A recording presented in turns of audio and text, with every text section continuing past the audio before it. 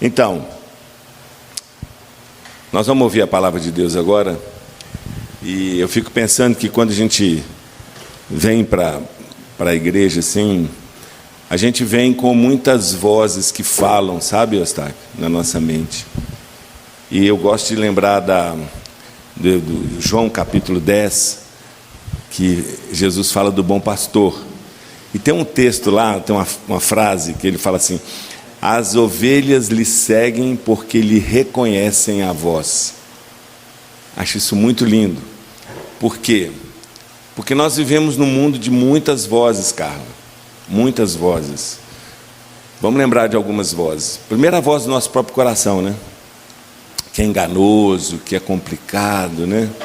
A voz do nosso próprio coração. Tem a voz também dos infectologistas, né? E haja voz de infectologista, né? E cada um dizendo uma coisa, né? Agora mesmo, e tudo assim, Erla, tudo doutor, pós-doutor, juntamente com muitos doutores, soltaram um documento falando que, olha, vacina com menos de 5 anos, papapá. Aí já tem outros que falam, não, gente, é tudo certo. Então, muitas vozes. Tem a voz do ministro da Economia, que fala, não, gente, vai, né? Tem a voz de pastores, de líderes. Tem a voz do pai, da mãe, da esposa, da filha, do esposo. Tem a voz do inimigo das nossas almas, do Satanás, né? E aí, a minha oração nessa manhã é que no meio desse turbilhão de vozes, fala o jornalista, fala o comentarista, todo mundo fala, que a gente tenha sensibilidade de ouvir a voz do bom pastor. É isso que importa, gente. Porque se nós ouvirmos outras vozes que não a do bom pastor, nós vamos caminhar por caminhos muito complicados. E nós vamos passar por portas abertas, não pelo Senhor, mas por nós mesmos, ou pelo inimigo das nossas almas. Eu estou falando isso, gente, porque nós estamos envoltos numa grande guerra espiritual. E se a gente pudesse realmente ver o que está acontecendo exatamente agora, aqui nesse lugar, no mundo espiritual, olha, não é brincadeira não. O nosso inimigo, ele tem uma tarefa, e não foi ele que disse, não. Jesus é que falou a respeito dele, que ele quer matar, roubar e destruir, e que Jesus veio para dar vida. Então nós temos que seguir o bom pastor, a voz do bom pastor. E a gente vem para a igreja com o coração assim, né? Cheio de muitas vozes. Não é não, Carla? Essas vozes ficam ecoando dentro da gente. Fala o dia que você tem um dia assim meio complicado, você custa dormir, né? Por causa de vozes interiores que falam na sua cabeça, que ele fica repercutindo. Você fica igual um bife na cama, assim, vai para lá, para cá, fritando, né? Você rola para cá, rola para lá. E as vozes não param de falar, viu, Salviana? Aí nós temos que agora, gente, acalmar o nosso coração. Nós vamos estar diante da palavra do Senhor. Assim, fala, Deus, fala comigo. Então eu queria que nós orássemos uma brevíssima oração. Não é assim, oh Deus, fala no coração do Paulinho, fala no coração do Mateus, não. Senhor, fala no meu coração nessa manhã. Será que ele só vai falar agora? Claro que não, ele já falou através da música. Por exemplo, hoje, porque só tem hoje, olha que música sensacional, né? Muito bem escolhido. Ele fala através do encontro, do sorriso, do abraço, mas agora é a palavra. Então fala assim, ora aí, Senhor, fala no meu coração nessa manhã. Então ora aí, por favor. Senhor, fala ao meu coração nessa manhã, Pai. Que a Tua paz, como diz a Tua Sagrada Escritura, possa guardar a minha mente, o meu coração. Blinda, Deus, o meu coração com a Tua paz. Blinda a minha mente, ó Deus, que no meio de turbilhão de vozes que estão falando comigo agora, que eu possa ouvir só a voz do bom pastor. Em nome de Jesus. Amém. Bom dia, novamente. Eu queria convidar os irmãos para abrirmos as nossas Bíblias em dois textos. Nós vamos ler 1 Coríntios 13, versículo 13. E depois nós vamos abrir em Hebreus 11. 1 Coríntios 13, versículo 13. E depois Hebreus 11. 1 Coríntios 13, versículo 13 diz assim: agora, pois, permanecem a fé, a esperança e o amor, estes três, mas o maior destes é o amor. E se a gente pular lá para Hebreus 11 agora, nós vamos ler os primeiros 3 versículos, versículos 1 a 3, Hebreus 11, de 1 a 3. Diz assim: ora, a fé é o firme fundamento das coisas que se esperam e a prova das coisas que se não veem. Porque por ela os antigos alcançaram testemunho. Pela fé entendemos que os mundos, pela palavra de Deus, foram criados, de maneira que aquilo que se vê não foi feito do que é aparente. Amém. O Marcelo falou muito bem, né? São muitas vozes que nos falam, e quando a gente vai meditar em cima da palavra do Senhor, é um momento de muita seriedade, um momento muito sério para mim, e aí a gente fica com aquele medo assim, gente, será que eu vou falar o que Deus está falando, né? Mas é a minha oração, essa que o Marcelo fez, que Deus fale ao meu coração e que fale ao coração de cada um aqui. Bom, a gente leu em 1 Coríntios 13, que fala: agora, pois, permanecem a fé, a esperança e o amor. O agora quer dizer esse tempo entre a primeira vinda de Jesus e o retorno do Senhor. Deus sabia como seria viver durante esse tempo, né? Que nós chamamos o já e o ainda não. Jesus já veio, seu reino já foi estabelecido, ele já foi inaugurado, mas ele ainda não foi estabelecido em sua plenitude. Então nós vivemos o já e o ainda não. Nós vivemos, na verdade, num tempo intermediário, e um tempo de transição. E todo tempo intermediário é marcado por características do velho, e que está se despedindo, e do novo que está se estabelecendo, não é isso? Um governo de transição é mais ou menos isso. O velho que está se despedindo é o mundo cujo sistema jaz no maligno, como a própria Bíblia diz. A autoridade desse mundo foi entregue a Satanás por ocasião da queda do homem. Mas essa autoridade ela foi retomada por Jesus, quando ele veio, se humilhou e morreu na cruz. E ele recebeu de Deus Pai toda a autoridade. Então o que nós vivemos é literalmente um governo de transição. Imaginem vocês um reino que já foi dominado, que já foi derrotado, mas ele ainda oferece aqueles focos de resistência. É mais ou menos isso. Ele não quer se entregar sem lutar. E na verdade o diabo faz isso. O diabo ele é um guerreiro suicida. Ele sabe que ele já perdeu, mas ele quer dar fazer aquele último estrago, e ele quer estragar as nossas vidas, ele quer fazer o máximo possível de destruição até o toque da última trombeta. Essa é a missão dele, é uma missão suicida. Ele já sabe que ele foi derrotado e que o destino dele está selado, mas ele quer dar fazer esse último estrago, e principalmente na vida da igreja. Ele veio para roubar, matar e destruir, é isso que a palavra nos diz. Deus nos fala através de Paulo que nós precisaríamos basicamente de 3 coisas para vivermos nesse tempo intermediário: fé, esperança e amor.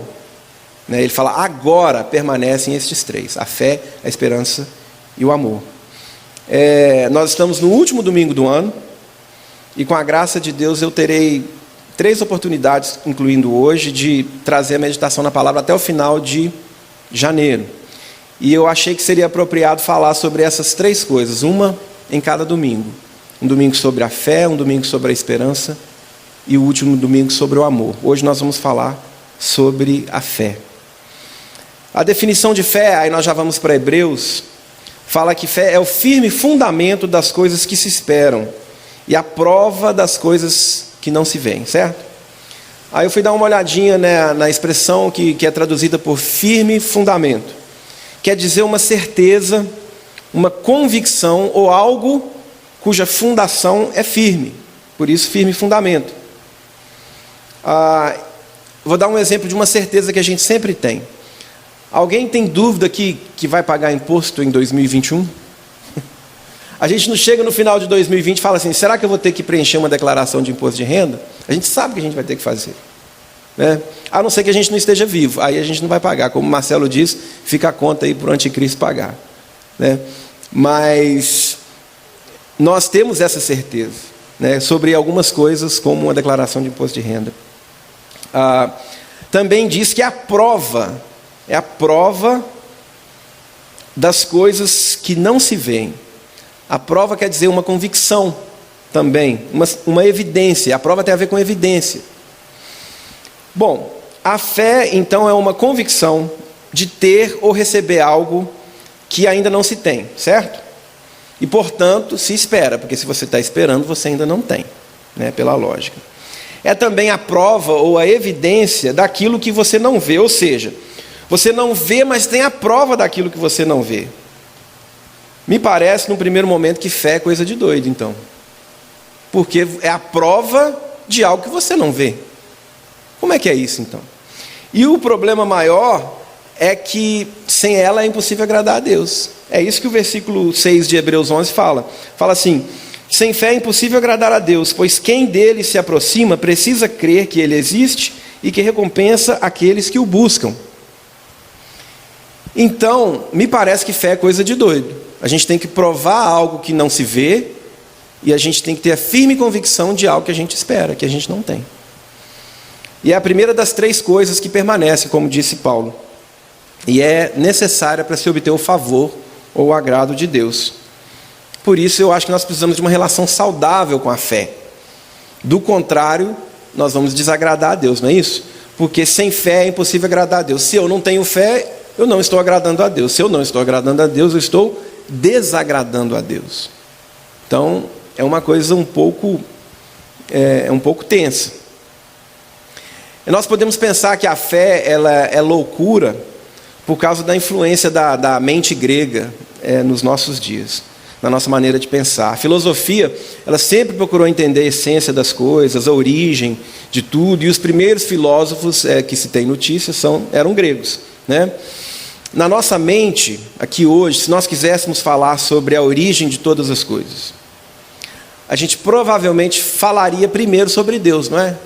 Porque se Deus criou todas as coisas, quem é Deus? Aí a gente tentaria explicar Deus, o aspecto eterno de Deus, ou seja, ele sempre existiu, ele não surgiu. A gente faria um tratado sobre Deus, para depois falar da obra da criação, que é a obra de Deus.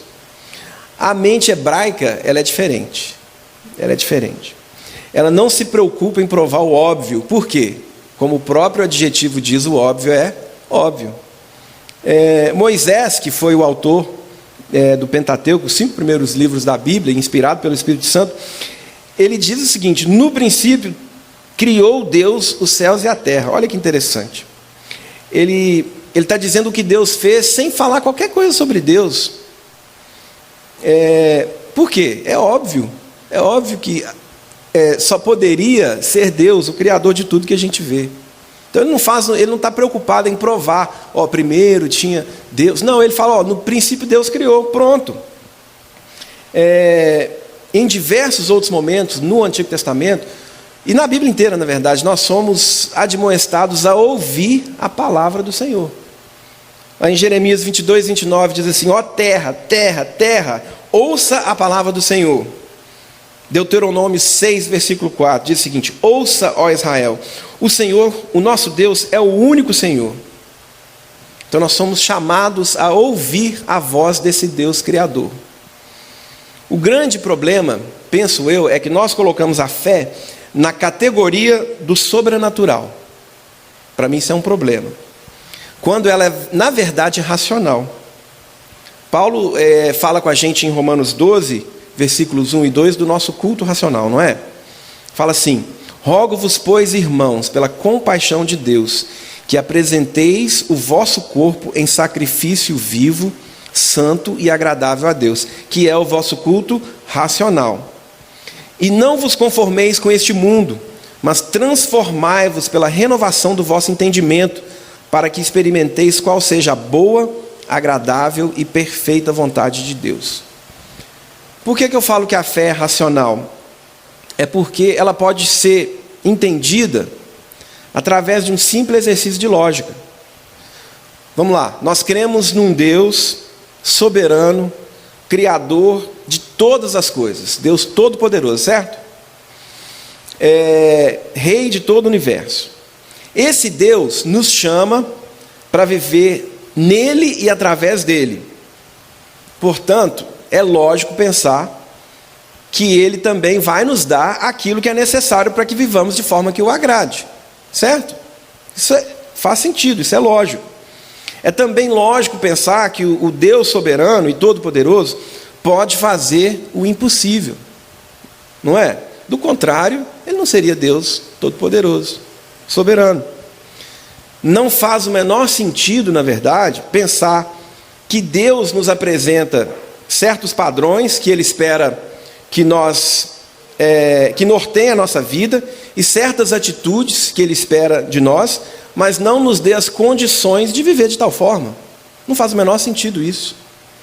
Romanos 8,32 diz assim: aquele que não poupou a seu próprio filho, mas o entregou por todos nós, como não nos dará juntamente com ele, e de graça, todas as coisas? Esse é o Deus que a gente serve, que a gente professa a nossa crença nele. O problema é que o nosso foco está na realidade natural, no que a gente vê, no que a gente consegue tocar, no que a gente consegue explicar, no que a gente consegue entender. A ação de Deus, ela está na realidade natural, mas ela transcende essa realidade que a gente vê. E ela vai muito além. E é por isso que nós somos chamados a uma transformação da nossa mente. Essa transformação, ela vai gerar uma mudança na nossa maneira de ver as coisas. Uma mente que não se conforma com esse mundo. Nós somos chamados a não nos conformarmos com o mundo. Nós não conformamos com esse mundo porque ele não consegue ver um palmo além do seu nariz. Quando nós olhamos pelos olhos da fé, nós vemos o todo, nós somos transformados pela renovação da nossa mente e enxergamos o todo, pois Deus está no todo. Então a fé, ela vê Deus em tudo. A fé nos faz enxergar com os olhos de Deus e quebra os nossos conceitos e preconceitos. O Marcelo pregou aqui domingo passado sobre a experiência, sobre a cura do cego. E aí os discípulos perguntam a Jesus: quem pecou, ele ou seus pais? Nenhuma coisa nem outra. Vocês, com sua visão obtusa, com sua teologia deturpada, é que não conseguem enxergar fora da sua caixinha teológica. Ele é assim para que nele se manifestasse a glória de Deus. E para que se manifestou a glória de Deus nele? Para que ele e nós fôssemos transformados e curados da nossa cegueira. Ele da cegueira física e também espiritual, e nós da nossa cegueira espiritual, que não consegue ver o óbvio. A glória de Deus se manifestar quer dizer que a presença de Deus se manifestou. E Deus se fez presente na vida daquele cego, e se faz presente na nossa vida, para que saibamos que a única coisa que de fato faz sentido é ter fé em Deus e viver nele. Alguém poderia objetar e dizer: isso é coisa para quem tem fé, ou seja, isso é coisa de crente. Não é verdade. A realidade do Deus presente, a realidade da presença de Deus no mundo, ela é evidente no coração de todas as pessoas, todo mundo. Olha lá o que diz em Romanos 1, 18 a 22. Portanto, a ira de Deus é revelada do céu contra toda impiedade e injustiça dos homens, que suprimem a verdade pela injustiça. Pois o que de Deus se pode conhecer é manifesto entre eles, porque Deus lhes manifestou. Pois desde a criação do mundo, os atributos invisíveis de Deus, seu eterno poder e sua natureza divina, têm sido vistos claramente, sendo compreendidos por meio das coisas criadas, de forma que tais homens são indesculpáveis, porque, tendo conhecido a Deus, não o glorificaram como Deus, nem lhe renderam graças, mas os seus pensamentos tornaram-se fúteis e os seus corações insensatos se obscureceram. Dizendo-se sábios, tornaram-se loucos. Quando a gente entende isso, a gente chega à conclusão que ter fé não é coisa de doido, não. Coisa de doido é não ter fé. Concordam comigo? Não ter fé que é coisa de doido. A fé, ela é lógica, ela é simplesmente racional. Porque nós queremos num Deus do impossível. Os discípulos, eles perceberam isso e pediram a Jesus: Senhor, aumenta-nos a fé. Está lá em Lucas 17:5. E uma coisa interessante sobre quando a gente vive com fé, é a primeira coisa, e que diz no texto aqui que nós lemos, a gente obtém bom testemunho.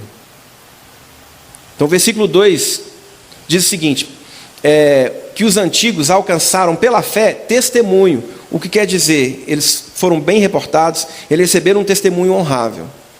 Isso me diz duas coisas. Primeiro, que a fé se traduz na prática, no dia a dia, nas ações do dia a dia.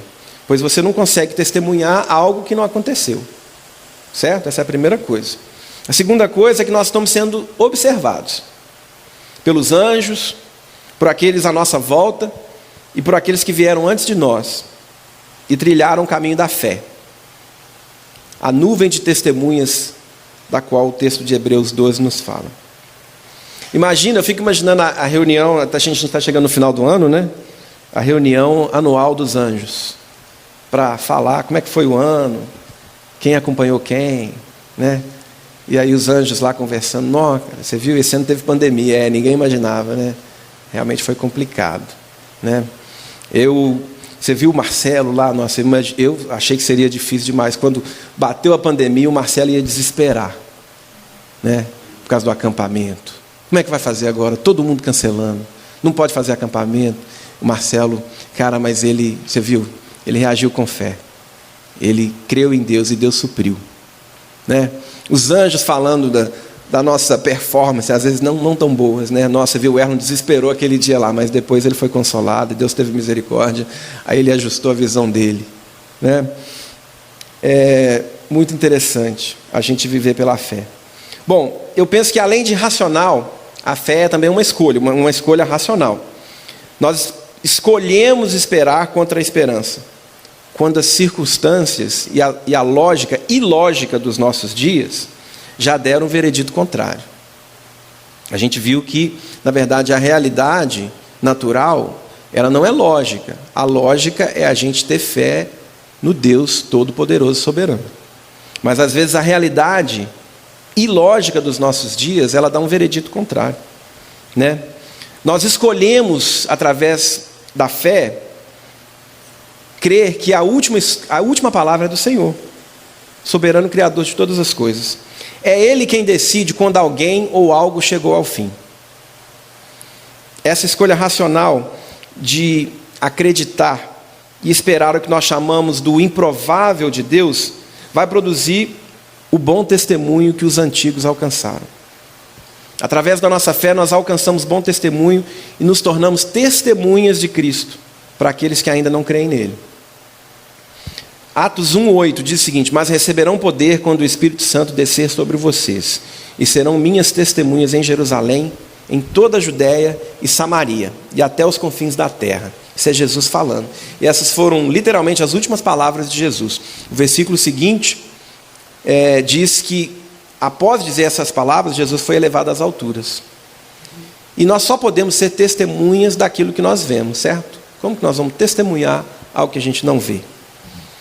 Como nós não vimos Jesus encarnado, fazendo as coisas que Ele fez, enquanto Ele ainda estava aqui entre nós, presencialmente, fisicamente, né, digamos assim, o que nos resta é ver o Jesus soberano e as obras que Ele faz hoje, na nossa vida e na vida das pessoas ao nosso redor. E aí nós vamos obter o bom testemunho.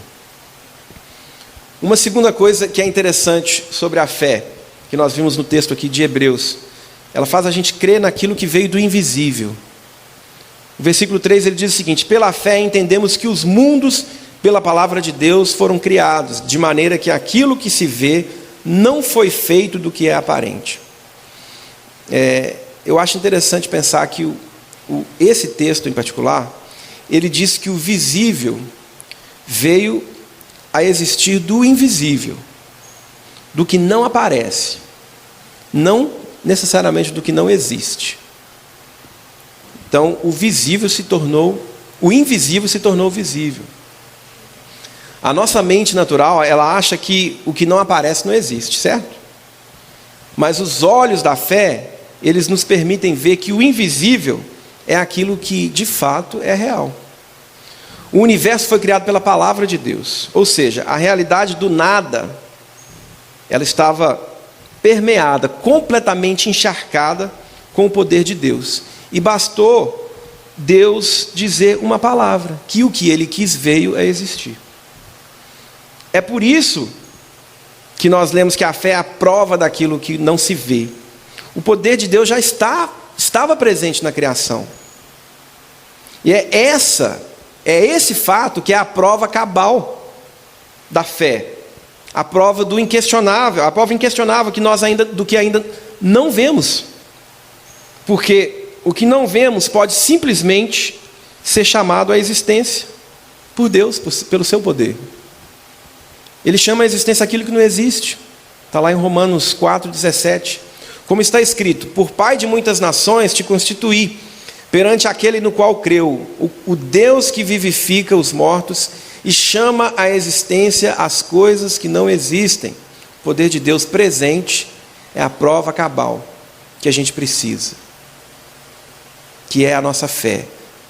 Porque a gente está vendo algo que não existe, ou seja, a gente não vê, mas a gente crê no poder de Deus presente. E Ele chama à existência o que não existe. Uma outra versão diz o seguinte: Deus, o qual vivifica os mortos e chama as coisas que não são como se já fossem. Eu gosto dessa versão.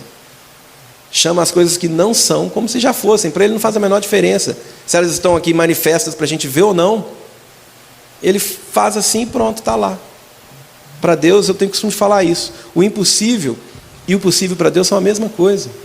Não tem a menor diferença. Para a gente, o impossível é impossível. Para Deus, o possível e o impossível são a mesma coisa.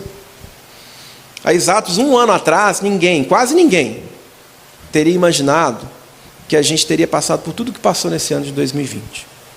E ainda estamos passando, né? Nós poderíamos falar aqui sobre muitas lições da pandemia, inclusive tivemos uma série de sermões aqui na igreja, intitulada Lições da Pandemia, está lá no canal da CPC no YouTube. Uma coisa que eu particularmente tenho aprendido é o exercício diário da fé.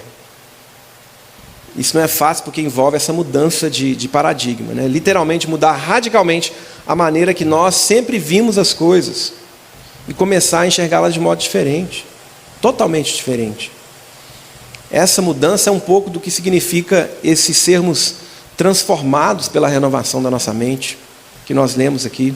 O problema é que nós pegamos alguns versículos da Bíblia e achamos eles bonitos ou profundos, mas a gente não para pensar no que de fato significa na prática a verdade daquele texto. O texto de Romanos que nós lemos, ele diz o seguinte: no imperativo, transformai-vos pela renovação do vosso entendimento. Ou como outra versão também diz, sejam transformados pela renovação da vossa mente. Quando a gente pensa em transformação, há diversas coisas que são inerentes a uma transformação. Trabalho, lutas, incertezas, desafios, medo, certo? São sentimentos que vêm quando a gente está passando por uma transformação. E a única arma eficiente para combater essas coisas é a fé. A fé vai combater essa incerteza, a fé vai combater o medo. Olha o que diz lá em Efésios 6, versículo 16. Em todas as situações, levantem o escudo da fé, para deter as flechas de fogo do maligno. Efésios 6,16. Quando a gente pensa na guerrilha antiga, as flechas eram talvez as armas mais mortais. Por quê? Elas poderiam ser lançadas à distância, ou seja, o soldado atacado, ele estava vulnerável porque ele não poderia alcançar aquele que estava atacando ele. Não tinha como alcançar, estava longe. E uma flecha atravessando o corpo de alguém é uma ferida fatal. Além disso, uma flecha de fogo, além de ferir fatalmente, ela causa um incêndio ao redor, certo? Imagina aquela chuva de flecha de fogo, você está tentando se defender da flecha, ela vem aqui, pega do lado, vem outra, e começa a pegar fogo tudo ao seu redor. Uma situação complicadíssima. E é essa figura que Paulo usou para falar sobre o escudo da fé. A fé detém, ela para as flechas de fogo do maligno.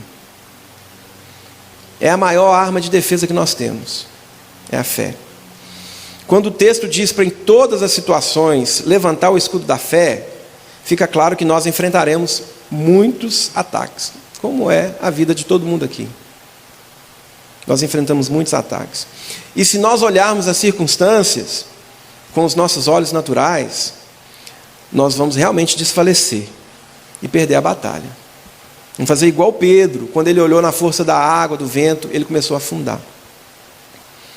Aí você fala assim, poxa, mas como que eu vou ter essa fé? Nós podemos orar diariamente, a mesma oração dos apóstolos: Senhor, aumenta-nos a fé. E nós também, quando a situação estiver difícil, e nós reconhecermos que nós não temos a fé que deveríamos ter, nós podemos clamar, como o pai do menino endemoniado que falou: Senhor, me ajuda na minha falta de fé. Deus é misericordioso e compassivo. Hebreus 4, versículos 15 e 16 diz o seguinte: pois não temos um sumo sacerdote que não possa compadecer-se de nossas fraquezas, mas sim alguém que, como nós, passou por todo tipo de tentação, porém sem pecado. Assim sendo, aproximemo-nos do trono da graça com toda a confiança, a fim de recebermos misericórdia e encontrarmos graça que nos ajude no momento de necessidade. Se você está nesse momento de necessidade, você pode ter certeza que Deus é misericordioso e compassivo. Nós podemos nos aproximar do trono da graça e Ele vai nos atender. Uma terceira coisa sobre a fé é que ela transcende a nossa história. Olha só, de volta lá em Hebreus capítulo 11, versículo 13. Fala o seguinte: todos estes ainda viveram pela fé e morreram sem receber o que tinha sido prometido. Viram-nas de longe e de longe as saudaram, reconhecendo que eram estrangeiros e peregrinos na terra. E ainda o versículo 39, depois do capítulo 11, falar sobre vários personagens que viveram pela fé, experiências desses personagens: Abel, Isaque, Abraão, tantos outros. Fala assim: todos estes receberam bom testemunho, como nós falamos lá, por meio da fé. No entanto, nenhum deles recebeu o que havia sido prometido. Olha que interessante. A nossa fé, ela faz com que nós obtenhamos esse bom testemunho e também com que creiamos naquilo que vem do invisível, no que a gente não pode ver. Mas além disso, ela transcende a nossa realidade e nos lembra que fazemos parte de algo maior do que nós mesmos, tanto no tempo presente como no futuro. Nas meditações que nós tivemos aqui, nas nossas reuniões de oração presenciais, nós falamos um pouco sobre a oração do Pai Nosso, que o Senhor Jesus nos ensinou. E como ela é uma oração feita em comunidade, ela não é uma oração solitária. Pai nosso que estás no céu, o pão nosso de cada dia, dai-nos hoje. Perdoa-nos as nossas ofensas, assim como nós temos perdoado. Não nos deixes cair em tentação, mas livra-nos do mal. Eu creio que um dos motivos para essa ênfase é nos lembrar que nossa caminhada ela é em comunidade. Há uma ênfase nas Escrituras sobre esse aspecto comunitário da nossa caminhada. Jesus nos conclama a sermos um, e a consequência disso é que o mundo creria que Deus o havia enviado. João 17, 23. Que eles sejam levados à plena unidade, para que o mundo saiba que tu me enviaste e os amaste como igualmente me amaste. Em Atos 4:32, nós temos o exemplo dos primeiros crentes que tinham tudo em comum, viviam em união, apesar de serem de origens diferentes e de realidades diferentes. Da multidão dos que creram, uma era a mente e um o coração. Ninguém considerava unicamente sua coisa alguma que possuísse, mas compartilhavam tudo o que tinham. Essas passagens, elas nos falam sobre o aspecto comunitário da nossa fé e de como a caminhada cristã não é uma caminhada solitária. Ela é uma caminhada em comunidade. Nós precisamos nos lembrar disso. E no texto de Hebreus que nós lemos, nós vemos que a fé deixa um legado para a posteridade. Sobre as coisas que foram prometidas aos nossos pais na fé, diz, viram-nas de longe e de longe as saudaram. A nossa fé será uma prova da fidelidade de Deus àqueles que estão no nosso raio de alcance, seja no tempo presente ou no futuro, quando não estivermos mais aqui. Eu me lembro de uma frase marcante do filme Gladiador. Talvez todos já viram, quem não viu, recomendo, um filmaço. Que ele diz o seguinte: o que fazemos agora ecoa na eternidade. E quando a gente volta para Hebreus 11, no versículo 4, falando especificamente sobre Abel, diz o seguinte: embora esteja morto, Abel, por meio da fé ainda fala. A fé de Abel nos fala hoje. Então, a nossa fidelidade, a nossa fé, ela vai marcar aqueles que vierem depois de nós. Nós devemos caminhar pela fé para que deixemos um legado. Assim como nós temos uma grande nuvem de testemunhas na nossa caminhada de fé, nós nos juntaremos a essa nuvem um dia, se a gente partir antes de Jesus voltar. E nós seremos referenciais para os que virão depois de nós. Alguma coisa, assim, uma coisa que eu tenho que me lembrar sempre é que algumas das consequências da nossa fidelidade só serão vistas por nossos filhos. Ok? Algumas coisas nós vamos saudar de longe, como as pessoas aqui em Hebreus 11. Embora não estejamos mais aqui, a nossa fé ainda vai falar e servirá de testemunho. Meus irmãos, para concluir, é minha oração que nós possamos viver uma vida de fé e obter bom testemunho na presença de Deus e dos homens ao nosso redor. Que creiamos que aquele cuja presença e poder está no todo, chama à existência aquilo que não existe e faz a realidade invisível se tornar visível. E por fim, que saibamos que a nossa vida, ela vai muito além de nós mesmos. E a nossa fidelidade falará aos que virão depois de nós e será um testemunho da fidelidade de Deus. Que Deus tenha misericórdia. Vamos orar? Senhor meu Deus, muito obrigado pela Tua palavra, pela meditação na Tua palavra, que falou ao meu coração, e eu espero, Pai, que o Senhor tenha também falado aos corações aqui. Pai, que nós possamos entender que a fé, na verdade, ela é racional, porque o Senhor é Deus do impossível, o Deus que está presente no invisível, que chama à existência aquilo que não existe.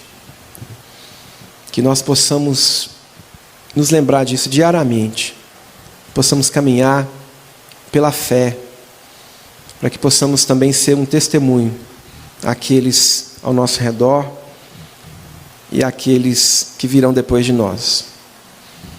Louvado seja o nome de Jesus. Muito obrigado, Pai, por esse dia, e continue com a gente no restante desse dia. Em nome de Jesus. Amém.